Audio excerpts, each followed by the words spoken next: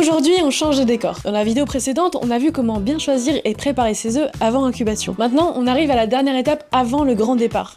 Installer les œufs dans la couveuse et lancer l'incubation. Avant de placer les œufs, on vérifie une dernière fois que la couveuse est bien réglée. Donc une température stable autour de 37,5 degrés et une hygrométrie d'environ 45% pour le début de l'incubation. Nous, on a la Brinsea Maxi 24 EX Connect. Donc on va pouvoir suivre tout ça depuis l'application. Ensuite, on installe les œufs dans la couveuse, pointe vers le centre. L'important, c'est qu'ils soient bien positionnés et qu'ils ne se touchent pas. Moi, je conseille toujours de marquer chaque œuf avec un repère sur les faces opposées. Donc par exemple ici, une croix et un rond. Ça permet de vérifier d'un coup d'œil que les œufs sont bien retournés. Le retournement est essentiel. Il doit être fait au minimum 2 fois par jour à intervalles réguliers pour éviter que l'embryon ne colle à la coquille. Ça doit être fait jusqu'au 18e jour, en tout cas pour les œufs de poule.